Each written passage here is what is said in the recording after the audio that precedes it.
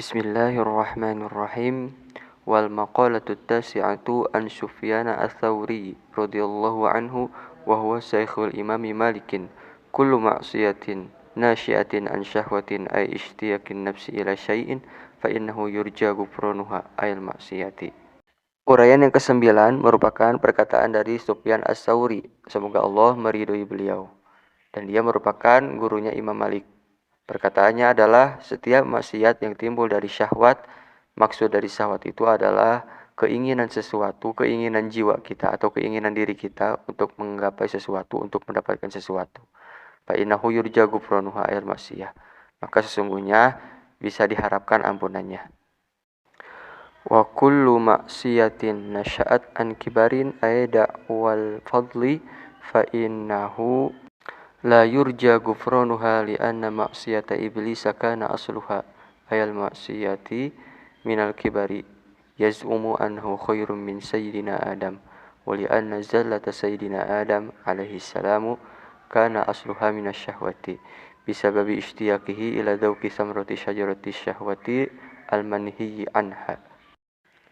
Dan setiap maksiat yang timbul dari kesombongan, maksudnya kesombongan itu adalah mengklaim bahwa saya lebih utama daripada seseorang atau siapapun, maka sesungguhnya tidak bisa diharapkan ampunannya. Karena maksiatnya iblis itu asalnya dari kesombongan. Dia mengira bahwasanya dia lebih baik daripada Nabi kita semua, Nabi Adam alaihissalam. Dan karena sesungguhnya tergelincirnya Nabi Adam alaihissalam itu asalnya dari syahwat, karena dia ingin merasakan atau mencicipi buah pohon syahwat yang dilarang oleh Allah Subhanahu wa taala. Nah, teman-teman sekalian, perlu kita ketahui bahwasanya makhluk Allah itu tidak boleh sombong. Yang berhak sombong itu adalah Allah Subhanahu wa taala. Allah Subhanahu wa taala sombong ya wajar karena dia memiliki segalanya. Kita tidak punya apa-apa. Apa yang kita miliki pun pada hakikatnya adalah milik Allah. Jadi sebenarnya apa yang harus kita sombongkan? Apa yang kita ketahui, apa yang kita miliki, ilmu kita pun pada hakikatnya milik Allah Subhanahu wa taala. Maka kita jangan merasa sombong dengan merasa kita lebih utama dari seseorang ataupun kita lebih baik daripada seseorang, kita lebih pintar daripada seseorang.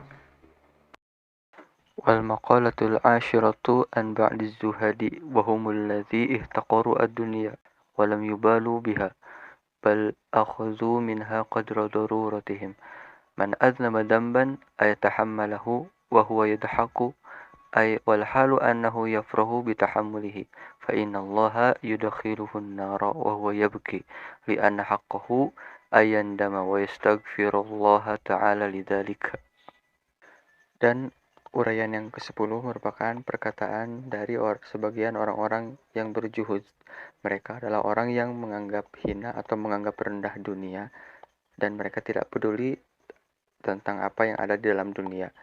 Akan tetapi mereka mengambil dunia itu sekedar kebutuhan mereka.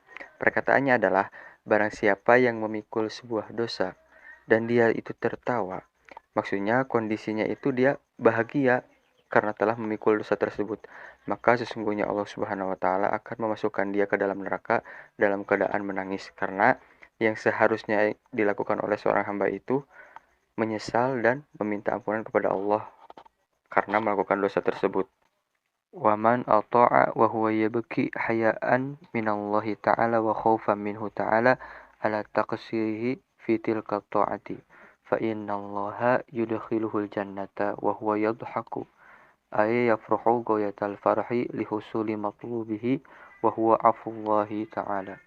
Dan barang siapa yang bertaat dalam keadaan menangis atau sedih karena dia merasa malu dan takut kepada Allah yang Maha Mulia atas kekurangannya dalam hal ketaatan tersebut, maka Allah akan memasukkan dia ke dalam surga dalam keadaan tertawa. Maksudnya dia senang sesenang-senangnya karena telah menghasilkan apa yang dia cari, yaitu ampunan dari Allah yang Maha Mulia. Teman-teman sekalian, seorang hamba yang wajar dalam hal perbuatan itu adalah hamba yang ketika berdosa dia menyesal, atau ketika dia taat dia menangis karena takut ada kekurangan dalam hal ketaatannya. Tapi jika sebaliknya, Berarti dia berada dalam fase keras hati. Sementara dalam syair Arab ada yang mengatakan, wa inna ab'ada qulubin nasi min rabbina rahimi qalbun qasi. Hamba yang paling jauh dari Allah adalah hamba yang keras hatinya.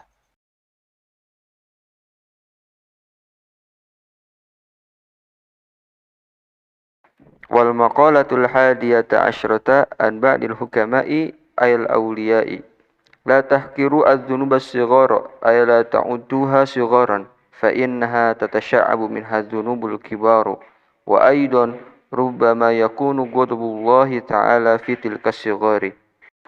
Dan uraian yang ke-11 merupakan perkataan dari sebagian orang-orang bijak atau para wali. Perkataannya adalah, janganlah kalian menganggap enteng dosa kecil, atau janganlah kalian menganggap dosa kecil itu sekecil, karena sesungguhnya dosa besar itu berasal dari dosa kecil.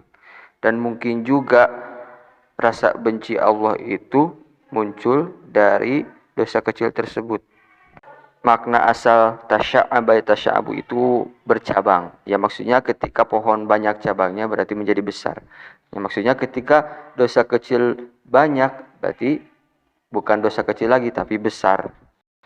Nah, berdasarkan uraian tersebut semoga kita bisa lebih bijak dalam melakukan aktivitas dan semoga kita bisa menjauhi rasa sengaja kita dalam melakukan dosa-dosa kecil.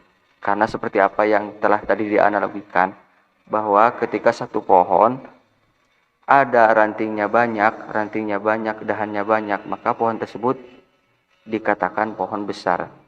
Sedikit demi sedikit lama-lama akan menjadi bukit. Begitupun dosa. Ketika dosa kecil dilakukan sering sehingga banyak, maka dosa tersebut akan terlihat besar, dianggap besar. Na'udzubillahi min dzalik. Semoga kita semua terhindar dari perilaku tersebut.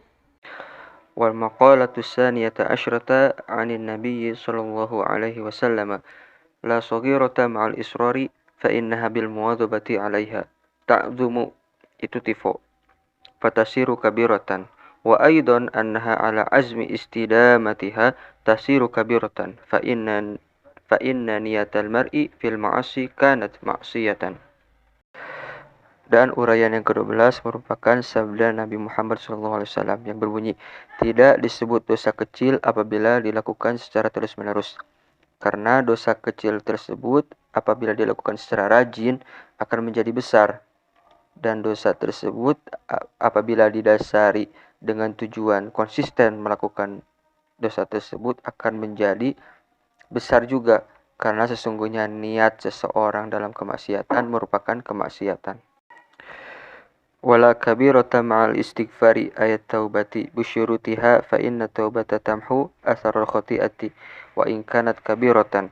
Rawah hadzal hadisa ad-Dailami an Ibnu Abbasin lakin bitakdimil jumlatil akhirati anil ula. Dan tidak disebut dosa besar apabila disertai taubat dengan syarat-syaratnya. Karena sesungguhnya taubat itu akan menghapus bekas dosa meskipun dosanya besar. Imam Ad-Dailami meriwayatkan hadis ini dari Ibnu Abbas, akan tetapi dengan riwayatnya mendahulukan kalimat akhir daripada kalimat pertama. Jadi riwayatnya wala kabirota terlebih dahulu, kemudian wala sogirota. Wal maqalatu tsalisata asyrata qila hamul arifi as-sana'u ay muradul arifi billahi as-sana'u 'ala Allah ta'ala bi jamili sifatihi. Dikatakan dalam uraian yang ketiga yang berisi keinginan orang yang bermarifat itu adalah memuji. Maksudnya tujuan hidup seorang yang bermarifat kepada Allah adalah memuji kepada Allah yang maha mulia dengan keindahan sifat-sifatnya. Wa hammuz zahidi ad-du'a'u ay muradul mu'ridi aniz zaidi qadraul hajati minad dunya biqalbihi ad-du'a'u wa huwa at-tadarru'u ila Allah ta'ala bisu'ali ma indahu minal khairi li'anna hammal 'arifi rabbuhu las thawabu walal jannatu wa hammaz zahidi nafsuhu ay manfa'atu nafsihi minat thawabi wal jannati fa furriqa baina man himmatuhu al-huru wa man himmatuhu raf'us suturi. Dan keinginan orang yang berjuhud itu adalah berdoa. Maksudnya tujuan hidup orang yang berpaling dengan hatinya dari dunia, dia hanya mengambil sekedar kebutuhannya saja adalah berdoa. Maksudnya dia merendahkan diri di hadapan Allah dengan meminta segala sesuatu yang baik menurut Allah Subhanahu wa taala. Karena sesungguhnya keinginan orang yang bermakrifat kepada Tuhannya adalah Tuhannya itu sendiri, bukan ganjaran ataupun surga. Dan sementara keinginan orang yang berjuhud adalah kemanfaatan dirinya dari ganjaran surga. Maka dari itu bisa dibedakan antara orang yang cita-citanya atau orang yang keinginannya terbebas dan orang yang keinginannya tersingkap dari tutup. Maksud dari manhimatu al-hur adalah orang yang keinginannya terbebas. Maksudnya orang yang berjuhud itu ingin terbebas dari kelebihan-kelebihan dunia. Dia hanya mengambil unsur-unsur yang sekedar sesuai dengan kebutuhannya. Sedangkan maksud dari manhimatu rabbus sutur, orang yang keinginannya menyingkap atau membuang penutup-penutup, itu adalah orang yang bermarifat. Orang yang bermarifat ini hidup di dunia ini ingin membuang atau ingin menghalau penghalang-penghalang yang menghalangi dirinya dengan Allah Subhanahu wa taala. Wal maqalatur rabi'ata asyrata an ba'dil hukama'i ay atiba'il qulubi wa hum al awliya'u man tawahhama anna lahu waliyan awla min Allahi qallat ma'rifatuhu billahi wal ma'na man dhanna anna lahu nasiran aqraba min Allahi wa aktsara nasratan minhu fa innahu lam ya'rif Allah Ta'ala. Wa man tawahama anna lahu aduwan a'da min nafsihi qallat ma'rifatuhu bi nafsihi. Ay wa man dhanna anna lahu aduwan aqwa min nafsihi al-ammarati wal lawamati fa innahu lam ya'rif nafsahu. Dan uraian yang ke-14 merupakan perkataan dari sebagian orang-orang bijak. Mereka adalah tabib-tabib hati atau dokter-dokter hati. Mereka merupakan para wali. Perkataannya, barang siapa yang mengira bahwasanya dia mempunyai wali yang lebih utama daripada Allah, maka dia sedikit marifat kepada Allah, sedikit mengenal kepada Allah. Dan maknanya, barang siapa yang mengira bahwasanya dia mempunyai penolong yang lebih dekat daripada Allah dan lebih banyak pertolongannya daripada Allah, maka sebenarnya sesungguhnya dia tidak mengenal Allah yang maha mulia. Dan barang siapa yang mengira dan barang siapa yang menyangka bahwasanya dirinya mempunyai musuh yang lebih memusuhi daripada dirinya sendiri, maka dia sedikit mengenal dirinya sendiri.